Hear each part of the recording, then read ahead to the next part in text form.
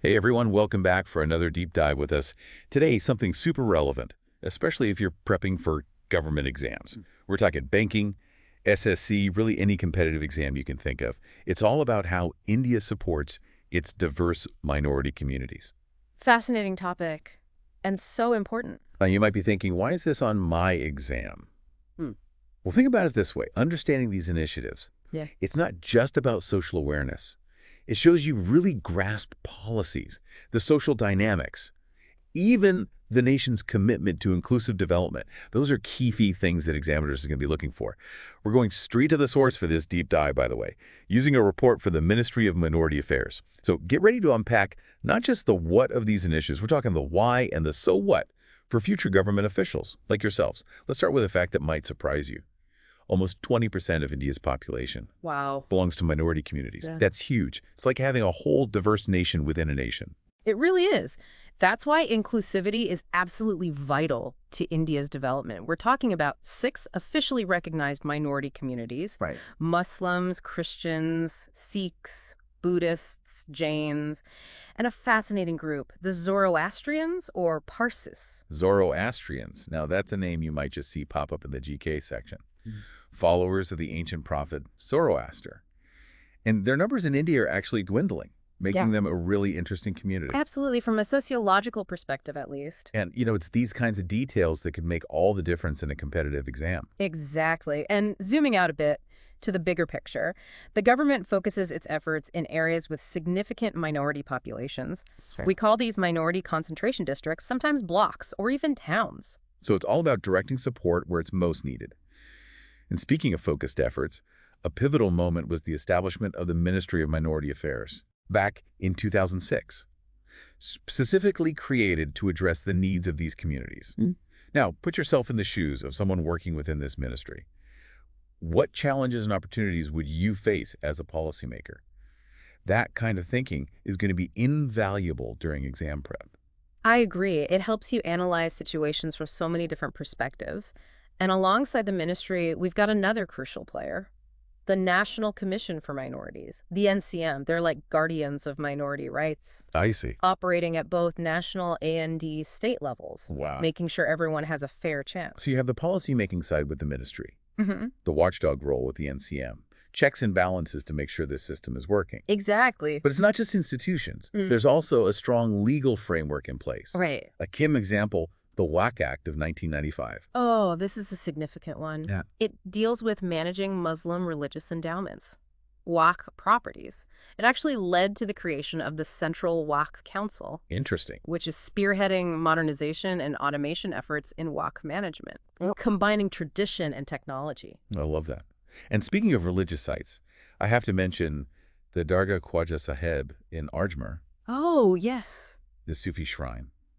Attracts millions of devotees from all sorts of faiths, showcasing India's unique syncretic culture. It's beautiful how all these different faiths coexist and even blend together. It's amazing. Understanding this kind of cultural nuance, the history behind it all, could be really valuable, especially for essay-type questions. Absolutely. It's all about connecting the dots, seeing the bigger picture, and showing you understand the complexity of India's social fabric. Now, let's turn our attention to education. Here's a surprising fact.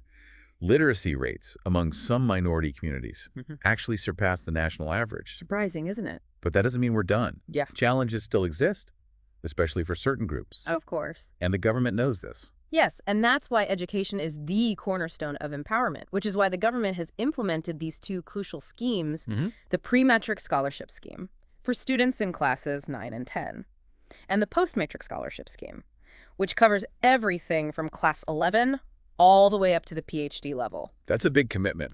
It is a massive financial commitment. And here's a key detail. 30% of these scholarships reserved for girls. I like that. It shows the government's emphasis on gender equality, a topic that comes up a lot in government exams, by the way. Right. It's about understanding the government's priorities Yeah. and how those translate into policies. But education is just the first step. For real change, we need economic empowerment too. And that's where the PM Vika scheme comes in. Boosting employability through skill development, so crucial. Absolutely. It's all about inclusive growth. And what's interesting about PM Vikas is It's not just one scheme. Oh. It brings together several existing programs for a really effective approach. I see. Like a more holistic approach. Right. Take, for example, Seco or Kamau, which literally means learn and earn. Catchy, right? It is. And then there's USTTAD, supporting traditional arts and crafts. Such a brilliant initiative. Not only preserving India's rich cultural heritage, but also providing economic opportunities for artisans. Connecting their skills to the modern market. And we can't forget about the National Minorities Development and Finance Corporation, of course. Right. The NMDFC, providing financial assistance to minority entrepreneurs. So important. We're talking crores of rupees dispersed. Yeah. Benefiting lakhs of individuals. Those are real numbers? They really show the government's commitment, not just making policies, but real impact. Walking the walk, not just talking the talk. And speaking of tangible impact, let's talk infrastructure development. The Pradhan Mantri Jan Vikas Karyakram, or PMJVK. Oh, yes. It zeroes in on underdeveloped areas, aiming to create essential infrastructure, like schools, hospitals, roads, everything. It's fascinating because it goes beyond just buildings and roads. It's about bridging those socioeconomic gaps that often exist, improving everyone's quality of life. Exactly. And get this, the PMJVK has now been expanded to cover all districts. Wow. Under the 15th Finance Commission. That's a serious commitment to inclusive development. It is. Now let's talk about something I'm really passionate about, cultural preservation. The Geo-Parsi scheme is a fantastic example of how India prioritizes not JST economic development, but also protecting its diverse cultural heritage. What's remarkable about Geo-Parsi is its goal. Addressing the declining Parsi population, Yeah. offering medical assistance, support for childcare and elderly care, even advocacy and outreach. And the results are amazing. Over 400 Parsi children born since it launched. Amazing. Shows the potential for focused interventions to make a real difference. Absolutely. And speaking of cultural preservation, there's been another significant development.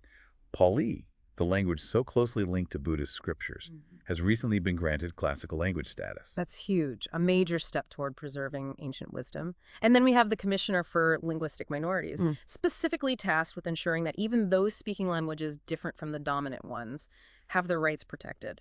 It all ties back to that central theme, inclusivity, acknowledging the value of every community, ensuring everyone has a voice. But here's a crucial point, especially for aspiring policymakers like you. It's not enough to JST launch schemes. We need to make sure they're actually working, creating that intended impact. That's where impact assessment comes in. Right, a key point. And the government is serious about this, you know. They commission studies on these programs involving top institutions like IIT Delhi, the National Council of Applied Economic Research, even the Tata Institute of Social Sciences. Really? That's impressive. These studies are so crucial, understanding what's working, what's not. How can we continuously improve as future policymakers? You'll be responsible not just for implementing programs, but for evaluating them and ensuring accountability. And on that note, we'll pause here, but don't go anywhere. In Part 2, we'll delve into specific examples of how these programs are playing out, bringing those statistics and policies to life. We'll also talk about the challenges these initiatives face. Because, let's be real, no policy is perfect. So grab a chai, settle in, and get ready for Part 2 of our deep dive into minority empowerment in India. And hey, if you're finding this deep dive helpful, don't forget to subscribe and like the show. We'll be back with more insightful breakdowns of topics that matter. Looking forward to it. Welcome back. We're diving right back into India's efforts to empower its minority communities. All right, so we've laid the groundwork. We talked about the why, the institutions, the key schemes. Now let's get real. How are these actually leading to change, on the ground? That's the question, isn't it? Let's take education, those scholarship schemes we talked about. Not just numbers. They're opening doors for so many students. Real impact. Imagine a bright young Muslim girl from a rural village. Because of that pre-matric scholarship, she can keep going to school. That could be the difference between her dropping out and her becoming a teacher, achieving her dream. It's about breaking down those barriers, helping people reach their potential. And it's not just in a few places, it's all over India, right? Yeah, exactly. The impact studies actually show big increases in enrollment, especially for girls. And they link it right back to those scholarship programs. So that focus on gender equality is working. What about the NMDFC? The Finance Corporation, they're doing great work. But what's that look like in the real world? Think of a young Sikh entrepreneur. He's got this amazing idea for an app, but he needs capital. Loans are hard to get. But he goes to the NMDFC, gets a loan, suddenly he's in business, creating jobs, helping the economy, even inspiring others. That's the ripple effect. It's inspiring. And then there are those keeping those traditional crafts alive. U.S. Stat is all about supporting those artisans. It is. Picture this. A family of weavers in Gujarat. Their textiles are beautiful, part of their heritage. But the market's changing. USTTAD comes in, teaches them about modern marketing, even e-commerce. Their crafts are going global, income's up, and their traditions, not just surviving, they're thriving. It's incredible. Tying together economic empowerment and cultural preservation. Now, what about infrastructure? PMJVK, that program for underdeveloped areas. What kind of impact are we seeing there? Think of a remote village in, say, Bihar, no proper sanitation. That affects health, dignity, especially for women. The PMJVK comes in, helps build community toilets. It might seem small, but the impact is huge EE. Public health, well-being, everything. It's the basics that can really make a difference. And talking about transformations, the GeoParsi scheme stands out. It's not just about the money, it's about keeping a whole community alive. You're right. It's unique. The Parsi community, they're facing a real threat. This scheme, it's a lifeline. Medical help, childcare support, even building community pride. It's not just about numbers, it's about a whole culture. And that cultural part is so vital. It's about recognizing the value of every community in India. Exactly. Like the decision to make Pali a classical language. It's not just symbolic. It opens up research, scholarships, all that. Making sure this ancient language, so important for Buddhist texts, is preserved, studied. It's respecting the past, A&D, building a future where everyone's included. But let's be honest, no program is perfect. What are some of the criticisms these initiatives face? A good question. Yeah. Especially for future policymakers. One thing you hear a lot is about implementation. Sometimes the money doesn't get where it needs to go, or there's bureaucracy, delays, and then there's awareness. Some people might not even know these programs exist. Right, so it's not just about having the policies, it's about making them work, making sure people know about them. Exactly. There's also the question of sustainability. Some rely heavily on government funding. How do we make sure they have a lasting impact? Maybe even build in ways for communities to be self-reliant, so they're not always dependent on outside help. From short-term to long-term empowerment, that's the key. And, you know, we have to be honest about this. Discrimination still exists, even with these programs. Barriers are still there. Changing how people think, building inclusivity at the grassroots level, that's a fight that never ends. A reminder that policy alone can't fix everything.